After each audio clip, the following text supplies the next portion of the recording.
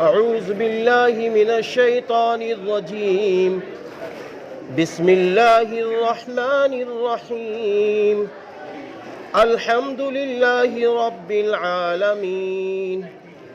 الحمد لله نحمده ونستعينه ونستغفره ونؤمن به ونتوكل عليه ونعوذ بالله من شرور أنفسنا ومن سيئات أعمالنا.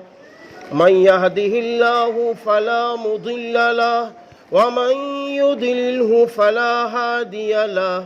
ونشهد أن لا إله إلا الله وحده لا شريك له ونشهد أن محمدًا عبده ورسوله وصلى الله عليه وسلم تسليما كثيرا. أما بعد، قال الله عز وجل: أعوذ بالله من الشيطان الرجيم.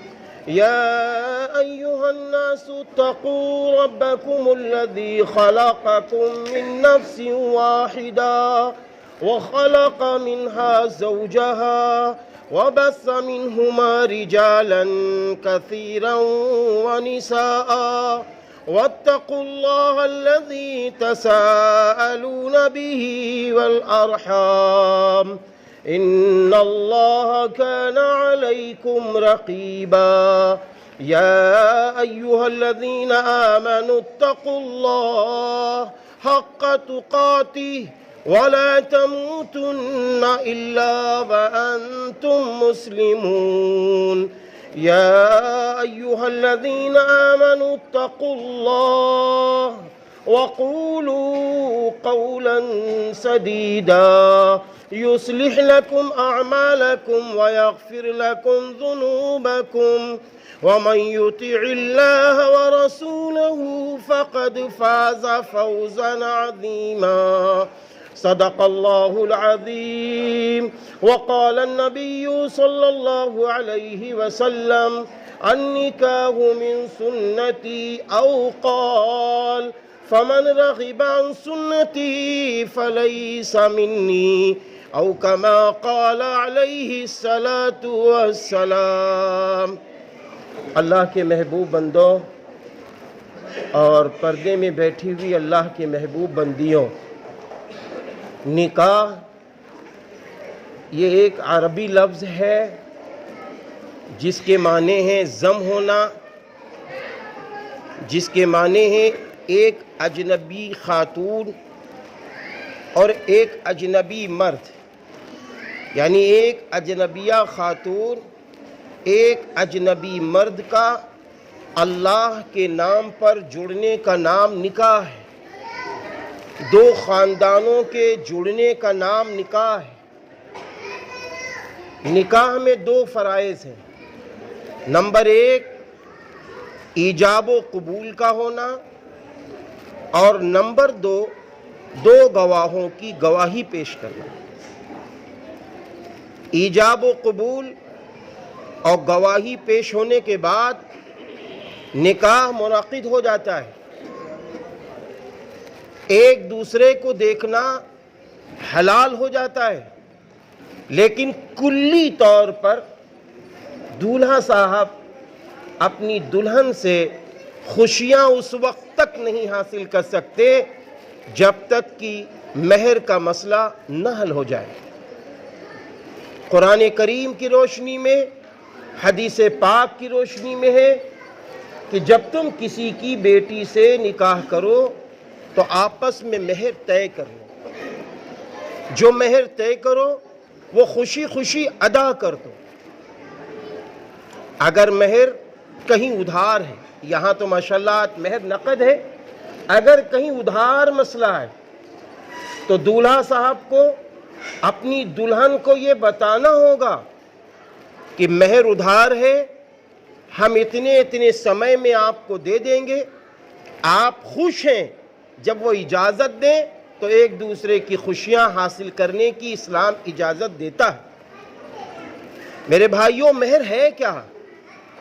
مہر دولہا کے لیے دلہن کے حلال ہونے کا ذریعہ مہر ہے۔ نکاح کے موقع پر آپ جتنی سادگی برتیں گے آپ کو نکاح کی برکتیں ملیں گی، شوہر بیوی کی زندگی کی برکتیں ملیں گی اور اللہ کی مدد ملے گی۔ نکاح یہ پوری زندگی کی عبادت ہے۔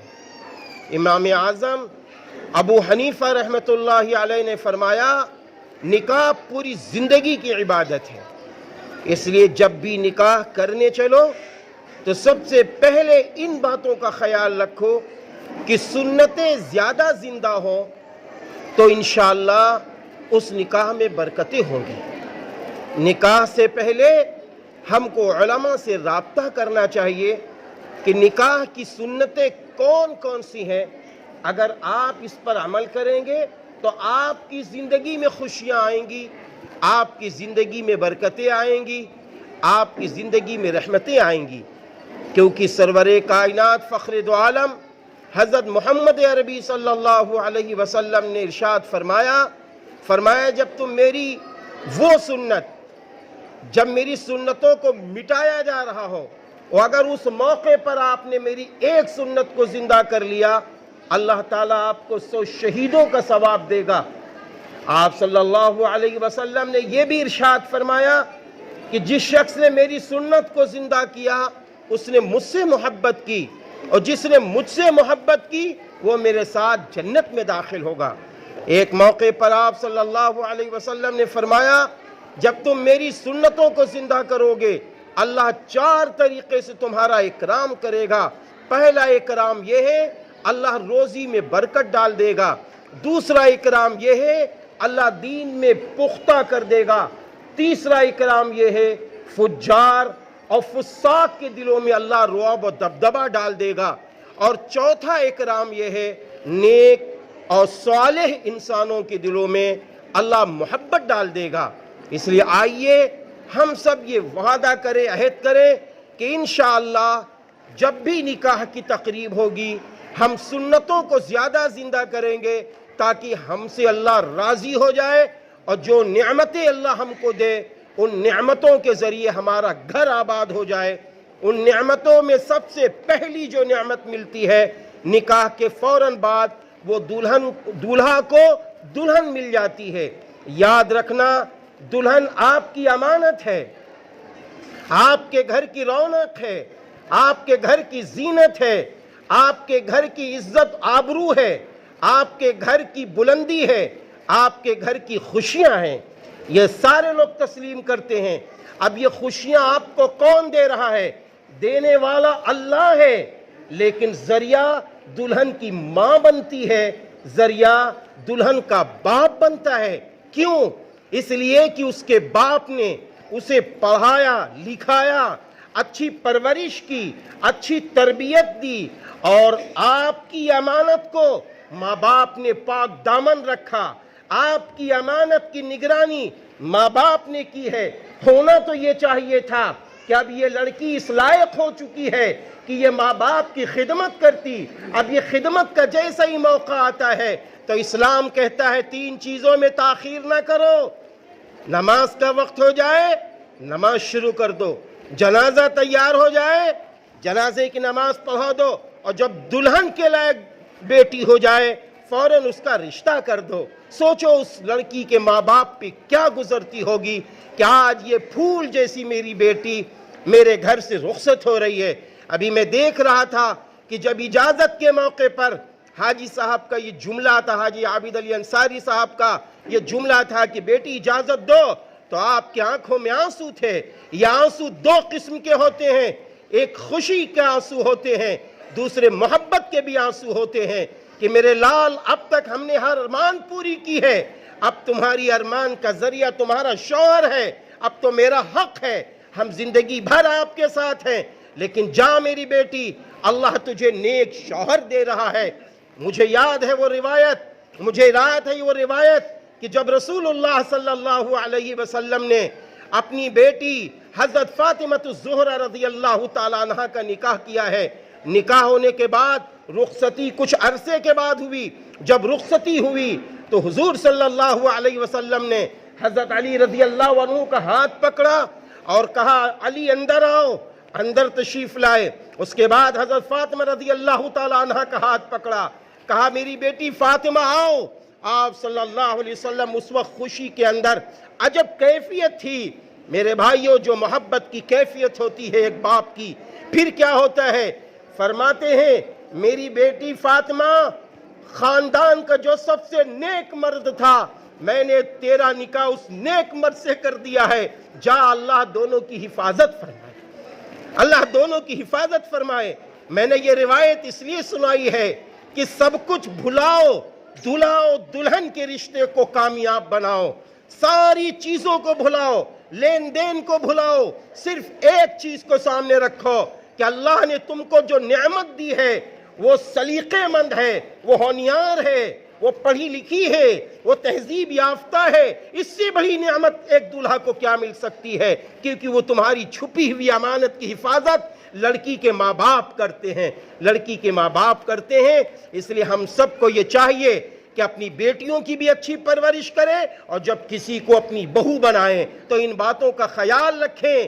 ساری نعمتیں الگ ہیں, اور سلیقے کی جو دلہن مل جائے اس سے بڑی کوئی نعمت نہیں ہے, اس سے بڑی کوئی نعمت نہیں ہے. رسول اللہ صلی اللہ علیہ وسلم نے فرمایا جو دلہن اپنے شوہر کا حق ادا کرے, جو شوہر اپنی بیوی کا حق ادا کرے اور ایک دوسرے میں محبت ہو, اللہ ان جوڑوں سے بہت خوش ہوتا ہے. میں افسوس کے ساتھ کہتا ہوں, مجھے معاف کر دینا حالانکہ بات لمبی ہو رہی ہے. آج دیکھنے میں یہ آتا ہے لوگ دوسروں کے گھروں میں جا کر اچھے اخلاق کا مظاہرہ کر رہے ہوتے ہیں, لیکن جب اپنے گھر میں داخل ہوتے ہیں ایسا لگتا ہے کہ وہ شیر کوئی آ گیا ہے, ایسا لگتا ہے کہ کوئی ایسا شخص آ گیا ہے. میں نے دیکھا کہ ایک بچہ یہ کہتا ہوا سنا جاتا ہے, سنڈے ہے ڈیڈی, آج سنڈے کہیں اور منا لیتے, 6 دن تو ہمارے اچھے گزرتے ہیں, سنڈے آج کہیں اور منا لیتے. آج حالات یہاں تک ہیں. اسلام نے کیا تعلیم دی ہے؟ اسلام نے کہا ہے اپنی بیویوں کے ساتھ اچھا برتاؤ کرو, اور بیویوں سے کہا ہے تم اپنے شوہر پر قربان ہو جاؤ.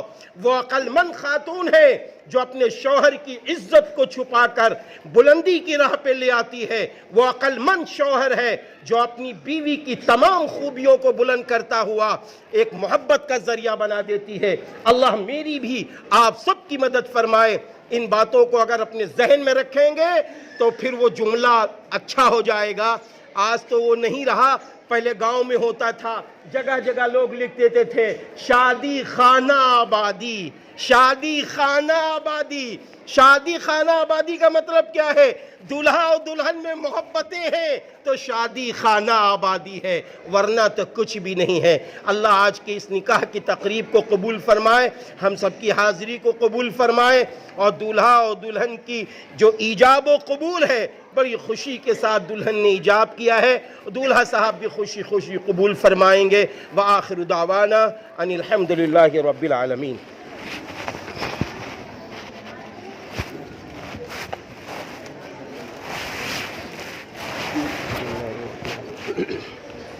محترمہ گلفشا پروین صاحبہ, جن کے والد محترم ہیں جناب حاجی عابد علی انصاری صاحب, محلہ مسواسی ٹولہ قصبہ خیر آباد ضلع سیتاپور کی یہ رہنے والی ہیں. میں نے ان کو آپ کے نکاح میں مہر معجل جو ماشاءاللہ آپ کے گھر والوں نے نقد مہر طے کیا ہے 2 تولہ سونا بشکل زیور ماں نان و نفقہ گلفشا پروین صاحبہ کو آپ کے نکاح میں دیتا ہوں. کیا آپ نے ان کو اپنے نکاح میں قبول کیا؟ کہیں میں نے ان کو اپنے نکاح میں قبول کیا. پھر سن لیجئے, نکاح کے موقع پر وکالت فرما رہے ہیں جناب بھائی حاجی ارشاد علی صاحب, جو رہنے والے ہیں گاؤں وزیر پور پوسٹ مبارک پور سیتاپور کے. گواہ اول ہیں جناب بھائی نذر محمد صاحب, جو رہنے والے ہیں وکاس نگر لکھنؤ کے. گواہ ثانی ہیں جناب حاجی رئیس احمد صاحب, جو رہنے والے ہیں اودھ نگر بابا پوروا لکھنؤ کے. 2 گواہوں کی گواہی وکیل صاحب کی اجازت کے بعد میں نے محترمہ گلفشہ پروین صاحبہ بنت حاجی عابد علی انصاری ساکن محلہ مسواسی ٹولہ قصبہ خیرآباد ضلع سیتاپور کو آپ کے نکاح میں 2 تولہ سونا بشکل زیور نقد ماں نان و نفقہ دیتا ہوں کہ آپ نے گلفشہ پروین کو اپنے نکاح میں قبول کیا کہ میں نے ان کو اپنے نکاح میں قبول کیا؟ قبلتو قبلتو قبلتو. بھائی دعا فرما دیجیے.